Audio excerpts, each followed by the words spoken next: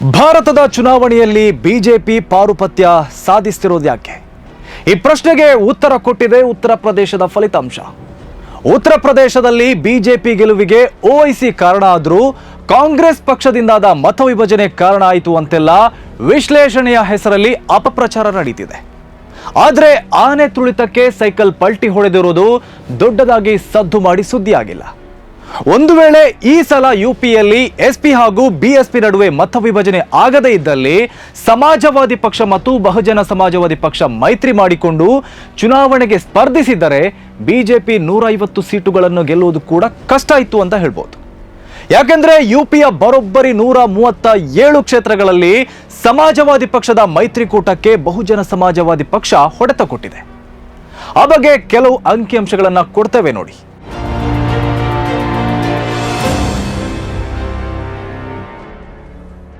ಫುಲ್ಪುರ ಕ್ಷೇತ್ರದಲ್ಲಿ ಬಿಜೆಪಿ ವಿರುದ್ಧ ಎಸ್ಪಿ ಅಭ್ಯರ್ಥಿ ಕೇವಲ 2732 ಮತಗಳ ಅಂತರದಲ್ಲಿ ಸೋತಿದ್ರು. ಇಲ್ಲಿ ಬಿಎಸ್ಪಿ 33,000ಕ್ಕೂ ಅಧಿಕ ಮತಗಳನ್ನು ಪಡೆದಿತ್ತು. ಫರೀದ್ಪುರ ಕ್ಷೇತ್ರದಲ್ಲಿ ಎಸ್ಪಿ ಅಭ್ಯರ್ಥಿ ಕೇವಲ 2921 ಮತಗಳ ಅಂತರದಿಂದ ಸೋತಿತ್ತು. ಇಲ್ಲಿ ಬಿಎಸ್ಪಿ 14,000ಕ್ಕೂ ಅಧಿಕ ಮತಗಳನ್ನು ಪಡೆದಿದೆ. ಅಲಿಗಂಜ್ ಕ್ಷೇತ್ರದಲ್ಲಿ ಬಿಜೆಪಿ ಅಭ್ಯರ್ಥಿ ಕೇವಲ 3,810 ಮತಗಳ ಅಂತರದಿಂದ ಗೆದ್ದಿದ್ದು, ಇಲ್ಲಿ ಮಾಯಾವತಿ ಅವರ ಪಕ್ಷ 17,000ಕ್ಕೂ ಅಧಿಕ ಮತಗಳನ್ನು ಪಡೆದಿತ್ತು. ಇಟಾವಾ ಕ್ಷೇತ್ರದಲ್ಲಿ ಎಸ್ಪಿ ಅಭ್ಯರ್ಥಿಯ ಸೋಲಿನ ಅಂತರ ಕೇವಲ 3,984. ಇಲ್ಲಿ ಬಿಎಸ್ಪಿ ಅಭ್ಯರ್ಥಿ 46,000ಕ್ಕೂ ಅಧಿಕ ಮತಗಳನ್ನು ಪಡೆದಿತ್ತು. ಇನ್ನು ಬಹರಿಚ್ ಕ್ಷೇತ್ರದ ಬಿಜೆಪಿ ಅಭ್ಯರ್ಥಿ 4,078 ಮತಗಳ ಅಂತರದಿಂದ ಗೆದ್ದಿದ್ದು, ಇಲ್ಲಿ ಬಿಎಸ್ಪಿ ಅಭ್ಯರ್ಥಿ 10,000ಕ್ಕೂ ಅಧಿಕ ಮತಗಳನ್ನು ಪಡೆದಿದ್ದಾರೆ. ಜಲೇಸರ್ ಕ್ಷೇತ್ರದಲ್ಲಿ ಎಸ್ಪಿ ಅಭ್ಯರ್ಥಿಗೆ ಕೇವಲ 4,441 ಮತಗಳ ಅಂತರದಲ್ಲಿ ಸೋಲಾಗಿದ್ದು, ಇಲ್ಲಿ ಬಿಎಸ್ಪಿ ಅಭ್ಯರ್ಥಿಗೆ 19,000ಕ್ಕೂ ಅಧಿಕ ಮತಗಳನ್ನು ಪಡೆದಿದ್ದಾರೆ.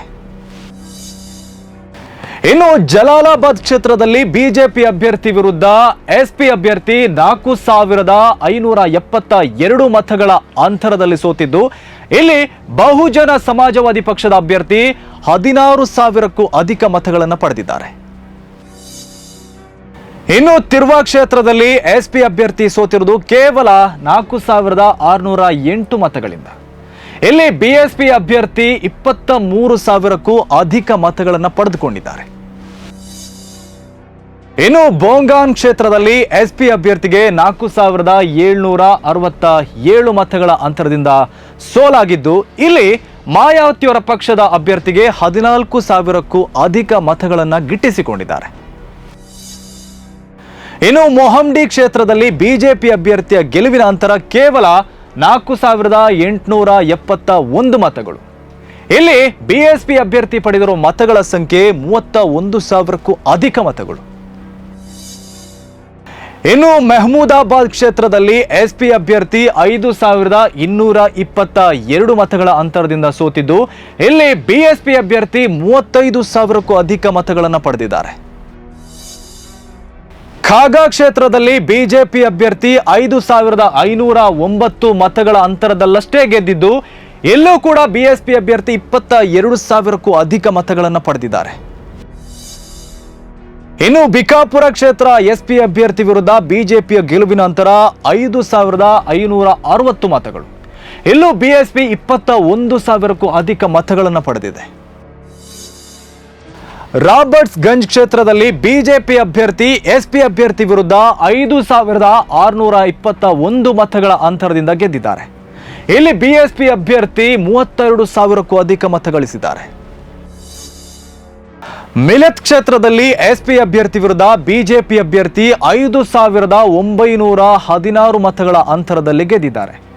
ಇಲ್ಲಿ ಬಿಎಸ್ಪಿ ಅಭ್ಯರ್ಥಿ 31,000ಕ್ಕೂ ಅಧಿಕ ಮತ ಗಳಿಸಿದ್ದಾರೆ. ಕನೌಜ್ ಕ್ಷೇತ್ರದಲ್ಲಿ ಎಸ್ಪಿ ಅಭ್ಯರ್ಥಿ ವಿರುದ್ಧ ಬಿಜೆಪಿ ಅಭ್ಯರ್ಥಿ 6,090 ಮತಗಳ ಅಂತರದಲ್ಲಿ ಗೆದ್ದಿದ್ದಾರೆ. ಇಲ್ಲಿ ಬಿಎಸ್ಪಿ ಅಭ್ಯರ್ಥಿ 26,000ಕ್ಕೂ ಅಧಿಕ ಮತಗಳನ್ನು ಗಳಿಸಿದ್ದಾರೆ. ಇನ್ನು ದುದ್ದಿ ಕ್ಷೇತ್ರದಲ್ಲಿ ಎಸ್ಪಿ ಅಭ್ಯರ್ಥಿ ವಿರುದ್ಧ ಬಿಜೆಪಿ ಅಭ್ಯರ್ಥಿ 6,297 ಮತಗಳ ಅಂತರದಲ್ಲಿ ಗೆದ್ದಿದ್ದಾರೆ. ಇಲ್ಲಿ ಬಿಎಸ್ಪಿ ಅಭ್ಯರ್ಥಿ 23,000ಕ್ಕೂ ಅಧಿಕ ಮತ ಗಳಿಸಿದ್ದಾರೆ.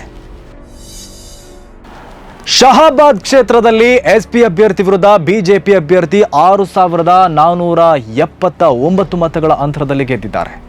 ಇಲ್ಲಿ ಬಿಎಸ್ಪಿ ಅಭ್ಯರ್ಥಿ 37,000ಕ್ಕೂ ಅಧಿಕ ಮತಗಳನ್ನು ಪಡೆದಿದ್ದಾರೆ. ಇನ್ನು ನರೈನಿ ಕ್ಷೇತ್ರದಲ್ಲಿ ಎಸ್ಪಿ ಅಭ್ಯರ್ಥಿ ವಿರುದ್ಧ ಬಿಜೆಪಿ ಅಭ್ಯರ್ಥಿ 6,719 ಮತಗಳ ಅಂತರದಲ್ಲಿ ಗೆದ್ದಿದ್ದಾರೆ. ಇಲ್ಲಿ ಬಿಎಸ್ಪಿ ಅಭ್ಯರ್ಥಿ 36,000ಕ್ಕೂ ಅಧಿಕ ಮತಗಳನ್ನು ಪಡೆದಿದ್ದಾರೆ. ಬಾಗ್ಪತ್ ಕ್ಷೇತ್ರದಲ್ಲಿ ಎಸ್ಪಿ ಅಭ್ಯರ್ಥಿ ವಿರುದ್ಧ ಬಿಜೆಪಿ ಅಭ್ಯರ್ಥಿ 6,733 ಮತಗಳ ಅಂತರದಲ್ಲಿ ಗೆದ್ದಿದ್ದಾರೆ. ಇಲ್ಲಿ ಬಿಎಸ್ಪಿ ಅಭ್ಯರ್ಥಿ 12,000ಕ್ಕೂ ಅಧಿಕ ಮತ ಗಳಿಸಿದೆ. ಮೈನ್ಪುರಿ ಕ್ಷೇತ್ರದಲ್ಲಿ ಎಸ್ಪಿ ಅಭ್ಯರ್ಥಿ ವಿರುದ್ಧ ಬಿಜೆಪಿ ಅಭ್ಯರ್ಥಿ 6,766 ಮತಗಳ ಅಂತರದಲ್ಲಿ ಗೆದ್ದಿದ್ದಾರೆ. ಇಲ್ಲಿ ಬಿಎಸ್ಪಿ ಅಭ್ಯರ್ಥಿ 17,000ಕ್ಕೂ ಅಧಿಕ ಮತಗಳನ್ನು ಗಳಿಸಿದ್ದಾರೆ. ಫಿಲ್ಬಿತ್ ಕ್ಷೇತ್ರದಲ್ಲಿ ಎಸ್ಪಿ ಅಭ್ಯರ್ಥಿ ವಿರುದ್ಧ ಬಿಜೆಪಿ ಅಭ್ಯರ್ಥಿ 6,970 ಮತಗಳ ಅಂತರದಲ್ಲಿ ಗೆದ್ದಿದ್ದಾರೆ. ಇಲ್ಲಿ ಬಿಎಸ್ಪಿ ಅಭ್ಯರ್ಥಿ 12,000ಕ್ಕೂ ಅಧಿಕ ಮತಗಳನ್ನು ಗಳಿಸಿದೆ. ಹಾಪುರ್ ಕ್ಷೇತ್ರದಲ್ಲಿ ಬಿಎಸ್ಪಿ ಅಭ್ಯರ್ಥಿ 50,000ಕ್ಕೂ ಅಧಿಕ ಮತ ಗಳಿಸಿದ್ದಾರೆ. ಇಲ್ಲಿ ಎಸ್ಪಿ ಅಭ್ಯರ್ಥಿ ವಿರುದ್ಧ ಬಿಜೆಪಿ ಅಭ್ಯರ್ಥಿ ಕೇವಲ 7,034 ಮತಗಳ ಅಂತರದಲ್ಲಿ ಗೆದ್ದಿದ್ದಾರೆ. ದೇವಬಂದ್ ಕ್ಷೇತ್ರದಲ್ಲೂ ಬಿಎಸ್ಪಿ ಅಭ್ಯರ್ಥಿ 52,000ಕ್ಕೂ ಅಧಿಕ ಮತ ಗಳಿಸಿದ್ದಾರೆ. ಇಲ್ಲಿ ಎಸ್ಪಿ ಅಭ್ಯರ್ಥಿ ವಿರುದ್ಧ ಬಿಜೆಪಿ ಅಭ್ಯರ್ಥಿ ಕೇವಲ 7,104 ಮತಗಳ ಅಂತರದಲ್ಲಿ ಗೆದ್ದಿದ್ದಾರೆ.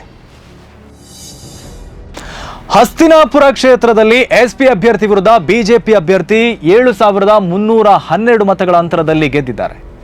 ಇಲ್ಲಿ ಬಿಎಸ್ಪಿ ಅಭ್ಯರ್ಥಿ 14,000ಕ್ಕೂ ಅಧಿಕ ಮತ ಗಳಿಸಿದ್ದಾರೆ.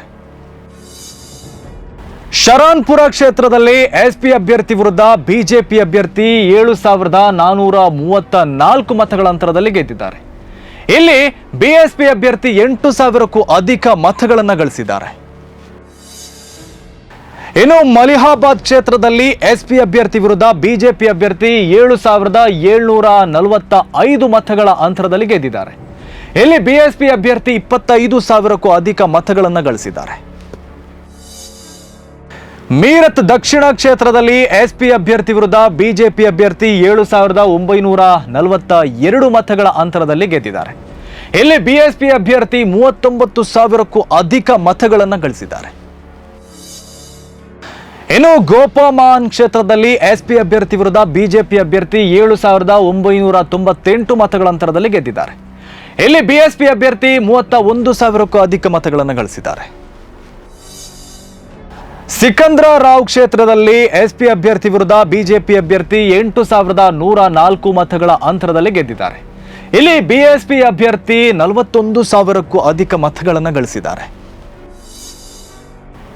ಲೋನಿ ಕ್ಷೇತ್ರದಲ್ಲಿ ಎಸ್ಪಿ ಅಭ್ಯರ್ಥಿ ವಿರುದ್ಧ ಬಿಜೆಪಿ ಅಭ್ಯರ್ಥಿ 8,676 ಮತಗಳ ಅಂತರದಲ್ಲಿ ಗೆದ್ದಿದ್ದಾರೆ. ಇಲ್ಲೂ ಕೂಡ ಬಿಎಸ್ಪಿ ಅಭ್ಯರ್ಥಿ 25,000ಕ್ಕೂ ಅಧಿಕ ಮತಗಳನ್ನು ಗಳಿಸಿದ್ದಾರೆ. ಅಜಗರ ಕ್ಷೇತ್ರದಲ್ಲಿ ಎಸ್ಪಿ ಅಭ್ಯರ್ಥಿ ವಿರುದ್ಧ ಬಿಜೆಪಿ ಅಭ್ಯರ್ಥಿ 9,160 ಮತಗಳ ಅಂತರದಲ್ಲಿ ಗೆದ್ದಿದ್ದಾರೆ. ಇಲ್ಲೂ ಕೂಡ ಬಿಎಸ್ಪಿ ಅಭ್ಯರ್ಥಿ 42,000ಕ್ಕೂ ಅಧಿಕ ಮತಗಳನ್ನು ಗಳಿಸಿದ್ದಾರೆ. ಇನ್ನು ಸಂಡಿ ಕ್ಷೇತ್ರದಲ್ಲಿ ಎಸ್ಪಿ ಅಭ್ಯರ್ಥಿ ವಿರುದ್ಧ ಬಿಜೆಪಿ ಅಭ್ಯರ್ಥಿ 9,233 ಮತಗಳ ಅಂತರದಲ್ಲಿ ಗೆದ್ದಿದ್ದಾರೆ. ಇಲ್ಲಿ ಬಿಎಸ್ಪಿ ಅಭ್ಯರ್ಥಿ 30,000ಕ್ಕೂ ಅಧಿಕ ಮತಗಳನ್ನು ಪಡೆದಿದ್ದಾರೆ.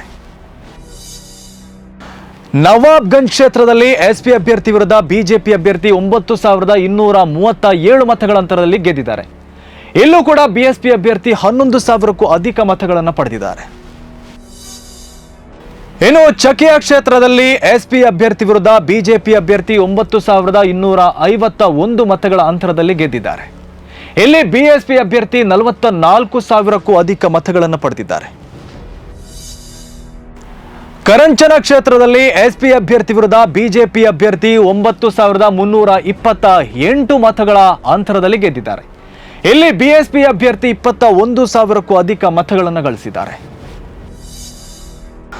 ಡಾಟಾಗಂಜ್ ಕ್ಷೇತ್ರದಲ್ಲಿ ಎಸ್ಪಿ ಅಭ್ಯರ್ಥಿ ವಿರುದ್ಧ ಬಿಜೆಪಿ ಅಭ್ಯರ್ಥಿ 9,476 ಮತಗಳ ಅಂತರದಲ್ಲಿ ಗೆದ್ದಿದ್ದಾರೆ. ಇಲ್ಲಿ ಬಿಎಸ್ಪಿ ಅಭ್ಯರ್ಥಿ 20,000ಕ್ಕೂ ಅಧಿಕ ಮತಗಳನ್ನು ಗಳಿಸಿದ್ದಾರೆ. ಇನ್ನು ಲಂಬುವಾ ಕ್ಷೇತ್ರದಲ್ಲಿ ಬಿಎಸ್ಪಿ ಅಭ್ಯರ್ಥಿ 42,000ಕ್ಕೂ ಅಧಿಕ ಮತ ಗಳಿಸಿದ್ದಾರೆ.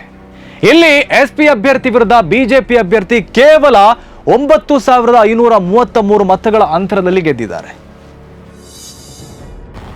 ಇನ್ನು ದಾದ್ರೌಲ್ ಕ್ಷೇತ್ರದಲ್ಲಿ ಎಸ್ಪಿ ಅಭ್ಯರ್ಥಿ ವಿರುದ್ಧ ಬಿಜೆಪಿ ಅಭ್ಯರ್ಥಿ 9,701 ಮತಗಳ ಅಂತರದಲ್ಲಿ ಗೆದ್ದಿದ್ದಾರೆ. ಇಲ್ಲಿ ಬಿಎಸ್ಪಿ ಅಭ್ಯರ್ಥಿ 21,000ಕ್ಕೂ ಅಧಿಕ ಮತಗಳನ್ನು ಪಡೆದಿದ್ದಾರೆ. ಸಿಧೌಲಿ ಕ್ಷೇತ್ರದಲ್ಲಿ ಬಿಜೆಪಿ ಅಭ್ಯರ್ಥಿ ವಿರುದ್ಧ ಎಸ್ಪಿ ಅಭ್ಯರ್ಥಿ 9,716 ಮತಗಳ ಅಂತರದಲ್ಲಿ ಸೋತಿದ್ದಾರೆ. ಇಲ್ಲಿ ಬಿಎಸ್ಪಿ ಅಭ್ಯರ್ಥಿ 31,000ಕ್ಕೂ ಅಧಿಕ ಮತ ಗಳಿಸಿದ್ದಾರೆ. ಹೀಗೆ ಬಿಎಸ್ಪಿ ಪಡೆದ ಮತಗಳಿಗಿಂತ ಕಡಿಮೆ ಅಂತರದಲ್ಲಿ ತುಂಬಾ ಕ್ಷೇತ್ರಗಳನ್ನು ಸಮಾಜವಾದಿ ಪಕ್ಷ ಕಳೆದುಕೊಂಡಿದೆ. ಇದು ಕೇವಲ 10,000 ಮತಗಳ ಅಂತರದ ಒಳಗೆ ಎಸ್ಪಿ ಸೋತಿರುವ ಅಂಕಿಅಂಶಗಳು.